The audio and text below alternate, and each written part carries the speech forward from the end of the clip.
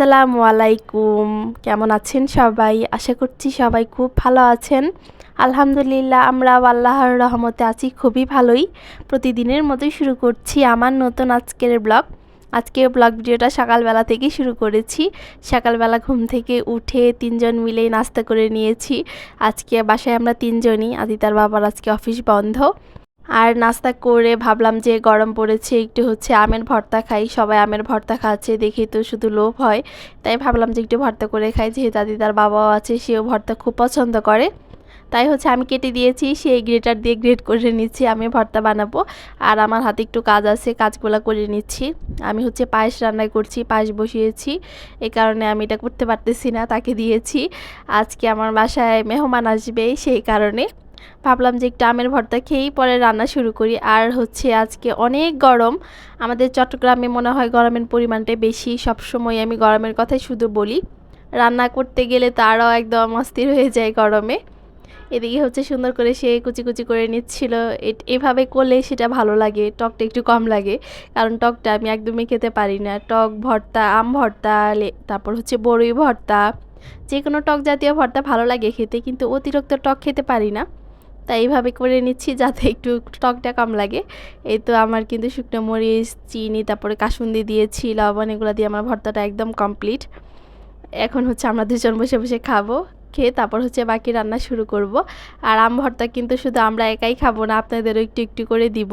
আপনারা কিন্তু একটু একটু করে সবাই এখান থেকে নিয়ে খেয়ে নেবেন। যার যার নিজ দায়িত্বেই সবাই খেয়ে নেবেন, কারণ আমি তো এখান থেকে আর দিতে পারতেছি না। সবাই নিজ দায়িত্বে একটু একটু করে নিয়ে খেয়ে নেবেন, যে কেমন হয়েছে বলবেন। যাই হোক, আম ভর্তাটা কিন্তু একদম লোভনীয় লাগতেছে।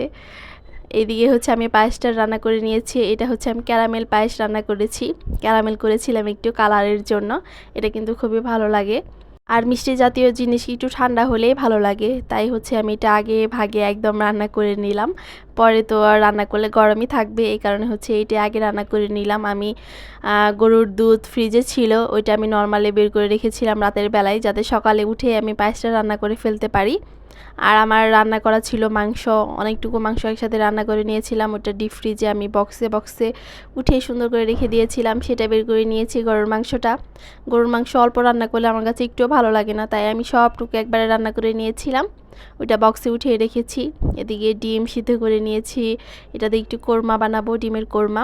পটল ভাজি করব, তারপর পটল ডাল দিয়ে মুরগির মাংস রান্না করব, যেটাকে আমাদের চনার ডাল বলে চট্টগ্রামের ভাষায়। এই তো টুকিটাকি আরও কিছু রান্না করব, সেটা আপনাদের সাথে শেয়ার করব। সব কিছু করতে পারবো না, শেয়ার একটু একটু করেই শেয়ার করব। আর আমার মামাতো ভাই আসবে, এই কারণে ওই রকম অত স্পেশাল কিছু করতে হবে না, নিজেদের লোক, আমার মামাতো ভাই, মামাতো ভাইয়ের বউ, এরাই আসবে। এই কারণে সব সাধারণ রান্না বান্নাই করব। আর গরুর মাংসটা যেহেতু রান্না করাই আছে, এই কারণে ওইটাতে ঝামেলা নেই। গরুর মাংস হতে কিন্তু টাইম লাগে, এটাতে ঝামেলাও বেশি হয়। তাই আমার ওই রকম ঝামেলা আর পোহাতে হবে না। যাই হোক, ওরা হুট করে আসতেছে, এই কারণে অত কিছু করতে পারবো না, আর কিছু করবো না বেশি কিছু, নিজেরাই। আমরা 4 জন মানুষই মাত্র, এই কারণে সবই ওই রকম অল্প রান্নাই হবে, বেশি রান্না হবে না। এই তো এখানে আমি বুটের ডালটা সুন্দর করে আগে কষিয়ে নেব, পরে মাংসটা দিয়ে দিব, মাংসটা দিয়ে পরে কষাবো।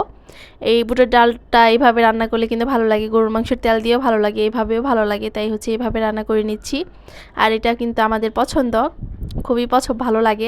তার বাবার আরও বেশি পছন্দ এটা এভাবে রান্না করলে, তাই এইভাবে রান্না করে নিচ্ছি বুটের ডালটা। আর ভাজি করব, পটল ভাজি করব, ওইটাও শেয়ার করব। পোলাও রান্না করব। পোলাও আমি গ্যাসে বসাবো না, পোলাওটা আমি রাইস কুকারে বসাবো, গ্যাসে ভাত বসাবো শেষের দিকে। আর কারেন্ট আজকে এত ডিস্টার্ব করেছে, কি বলবো, কারেন্ট ছিলই না, আসেই নেই। 12টার দিকে, 12টার পরে আসছে মনে হয় কারেন্ট। আমি টেনশন করলাম যে কারেন্ট না আসলে আমি কীভাবে কী করব, দেরি হয়ে যাবে রান্না করতে। আর একা হাতে সব কিছুই রান্না করতে হয়, আবার মেয়েকেও সামলাতে হয়। মেয়ের বাবা আছে, তবুও সে তো আর খাওয়াতে পারে না, তাকে খাওয়াতে হয়। তাই ভাবলাম যে আমি কি না কি করব। পরে দেখি যে 12টার পরে কারেন্ট চলে আসছে, পরে ওইখানে আমি গ্যাসে বসিয়ে দিয়েছিলাম ভাত, আর রাইস কুকারে বসিয়ে দিয়েছিলাম পোলাওটা। তাই আমার রান্নাটা আর পরে আর ভেজালে পড়তে হয় না, এই রান্না নিয়ে, পোলাও রান্না নিয়ে। ওইটা রান্না করতে গেলে একটু টাইম লাগতো, এই কারণে আমি প্রথমে টেনশনেই ছিলাম। আসলে গরমের কারণে গ্যাসের চুলার সামনে দাঁড়াতে, মানে দাঁড়িয়ে থাকতে থাকতে এত অসহ্য লাগে, কি বলবো। অতিরিক্ত গরম, আমাদের চট্টগ্রামে মনে হয় গরমটা আরও বেশি লাগে, খুবই কষ্ট লাগে, একদম আমি গোসল করি মনে হয় রান্না করতে এসেই, এই অবস্থা হয় আমার। এদিকে একটু একটু করে কিন্তু শেয়ার করলাম। রান্নাটা কিন্তু আমার প্রায় হয়ে এসছে, এই বুটের ডাল রান্নাটা। এদিকে হচ্ছে আমি পেঁয়াজটা বেরেস্তা করে নিয়েছি।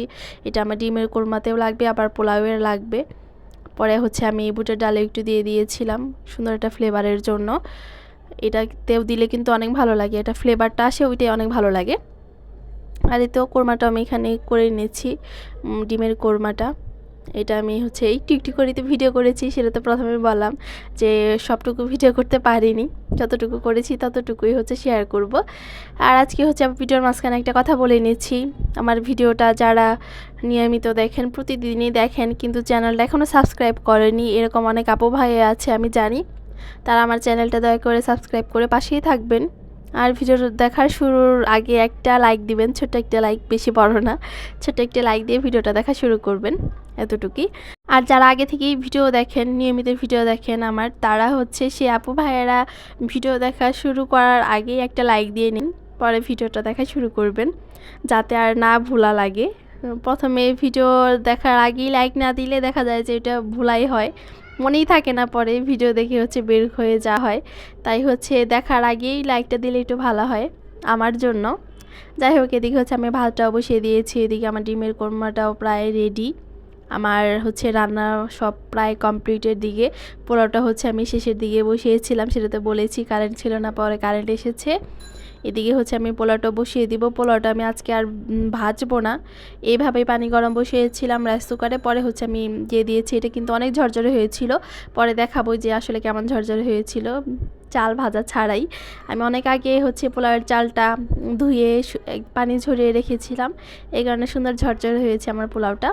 তো পেঁয়াজ বেরেস্তা প্রথমে একটু দিয়ে দিচ্ছি, পরে আবার দিব। এখানে পেঁয়াজ বেরেস্তা দিয়ে দিচ্ছি। আমার পোলাওটা একদম ডান, কমপ্লিট রান্না। আসলে আমার বেশি রান্না করে এখনও অভ্যাস হয়নি এরকম। দুজন রান্না করতে করতে, দুজনে রান্না করতে করতে এখন দুই একজন বেশি হলে ওই রান্নাতে আমার উল্টাপাল্টা লেগে যায়, পরিমাণটা আসলে বুঝি না, এরকমই হয় আমার। এই কারণে সব সময় টেনশনে থাকি বেশি মানুষ যখন আসে। বেশি মানুষ আসে বলতে হচ্ছে এক দুইজনই আমার বাসায় আসে, তার বেশি মানুষ এখন পর্যন্ত আসে নাই। এই কারণে টেনশন অতটাও হয় না, যাও হয় একটু হয় যে কি পরিমাণ কতটুকু রান্না করব না করব, এটা নিয়ে টেনশনে পড়তে হয়। আর হচ্ছে এদিকে আদিতাকে একটু দই খাইয়ে দিব, এর জন্য হচ্ছে দই নামিয়ে নিচ্ছি, বনফুলের দই। আমাদের এলাকার দইয়ের মতো কোনো দই আমার কাছে ভালো লাগে না, তবুও চলে আর কি। আমাদের এলাকার দই হচ্ছে বিখ্যাত দই, উপরে একদম সরে ভরা থাকে, সেই মজা লাগে। আর মাঝখানে ভিডিও করিনি, এটা হচ্ছে বিকেলবেলা নাস্তা তৈরি করছিলাম, নুডলস, চিকেন নুডলস রান্না করে নিয়েছি, দই আছে, পায়েস আছে, মিষ্টি এগুলো আছে, এগুলো আমরা খেয়ে নিব। ওরা হচ্ছে নুডলস রান্নাই করতে দিবে না আমাকে, না করতেছিল যে একটুও খাবো না, একদম পেট ভরা। তবুও বললাম যে না, একটু খেয়ে খাও। আর ওরা চলে যাবে, রাতে আর খাবে না, না খেয়েই চলে যাবে। রাতে খেয়ে যেতে বলেছিলাম, আর খাইনি রাতের বেলা। সন্ধ্যার দিকে নাস্তা করে পরে হচ্ছে সন্ধ্যার পরেই চলে গিয়েছিল। এখন হচ্ছে নাস্তা দিয়ে দিব। এদিকে দই, পায়েস, মিষ্টি সবই আছে। আর আমরা হচ্ছে একটু বেরিয়ে যাব, বাহিরে যাব। আমার হচ্ছে মামাতো ভাইয়ের বউ, ভাবি হচ্ছে কাপড় বানাতে দিবে, আমি যে ভাবির কাছে বানাই তার কাছে। ও যেহেতু নতুন এসেছে চট্টগ্রাম, এখন পর্যন্ত বানায়নি, তাই বললো যে তুমি যেহেতু বানাও, ওই ভাবির কাছে আমি বানাতে দিই। আর বানানোগুলো অনেক সুন্দর হয়। তাই আমরা হেঁটে হেঁটে ওখানে যাচ্ছিলাম, বাসা একদম কাছেই। ওখানে গিয়ে হচ্ছে ভাবির কাছে বানাতে দিয়ে আসবে, পরে আমি নিয়ে নিব ভাবির কাছ থেকে, পরে যখন বাসায় যাব তখন দিয়ে দিব। এই তো। আর এটা হচ্ছে আমাদের নৌবাহিনীর একটা কলোনি, এখান দিয়ে আমরা হচ্ছে হেঁটে হেঁটে যাচ্ছিলাম, ভাবির বাসায় তো চলে এসেছি। এখানে হচ্ছে মাপামাপি হচ্ছে ড্রেস, যে কেমন বানাবে, কীরকম ডিজাইন নিচ্ছে ভাবি। আর বাসায় তো মাঝে মাঝে আমি আসি, ভাবি অনেকগুলো কাপড় রেখেছে, কচ কাপড়, 3 পিস, সেগুলোও সে বিক্রি করে, এগুলো একটু দেখিয়ে দিচ্ছিলাম। আর চট্টগ্রামের তো আমার কোনো আপুই নাই যে এদের দেখালে একটু লাভ হবে, যে না ভাবির কাছে এসে বানাতে পারবে, কিনতে পারবে, তবু একটু দেখিয়ে দিলাম। অনেক আপুরাই আছে যে হয়তো বা এগুলো দেখলে তাদের ভালো লাগে, দেখতে পছন্দ করে এরকম ভিডিও, তাই হচ্ছে একটু শেয়ার করলাম, সবার জন্যই শেয়ার করলাম। এদিকে ভাবে অনেক কাপড়ই রেখেছে, গজ কাপড়, 3 পিস, তারপরে এমনি দামিগুলা বাসায় পরার জন্য, ওগুলো অনেক কাপড়ই রেখেছিল। আমিও নিয়েছি, একটা দুইটা এখান থেকে নিয়েছি। ভালো লেগেছে তখন নিয়েছি, এখন আর নেওয়া হয়নি। আর আমি বাড়িতে গিয়ে তো মার্কেট করে নিয়ে আসি। আর এদিকে হচ্ছে অনেক কাপড়ই ছিল, আমরা হচ্ছে এখান থেকে চলে যাব বাসায়। আমি চট্টগ্রাম আসার পর এখন পর্যন্ত টেইলরের কাছে আমি ওখানে কাপড় দেইনি, কোনো টেইলরের কাছে কাপড় বানাই ভাবির কাছে বানাই এখন পর্যন্ত। ভাবির বানানো অনেক সুন্দর হয়, একদম ইলেকট্রিক মেশিন যেহেতু, আর একদম ভাবি অনেক সুন্দর বানাতে পারে। এইখানেই বানাই। এখানে অনেক ওড়নাও ছিল, রেডিমেড ওড়নাও সে এনেছে, অনেক কিছুই আছে এখানে। অনেকে আছে এখান থেকে কিনে এখানে বানাতে দেওয়া যায়, এরকম হয়, তাদের জন্য সুবিধা হয় বেশি। এই কারণে হচ্ছে এইভাবে অনেক কাপড়ই রেখেছে। অনেকে চেয়েছে যে ভাবি আপনি কাপড় কেন আনেন না, কাপড় রাখবেন, আমরাও নিব, বানাবো, এখান থেকে নিয়ে এখানে বানাবো। আর এই তো হচ্ছে মাপামাপি করছিল ড্রেস কিভাবে কি বানাবে, কেমন ডিজাইন দিবে। আমি একটু ভিডিও করে রেখেছি। ভিডিও আসলে আমরা যারা ভিডিও হচ্ছে ইউটিউবে কাজ করি, তারা যেখানেই পারি সেখানে হচ্ছে ভিডিও করা শুরু করে দিই, এটা হচ্ছে আমাদের সমস্যা। সব ভাবি যে না এটা একটু শেয়ার করব, এখানে একটু ভিডিও করি, এটা একটু শেয়ার করব, এরকমই হয়।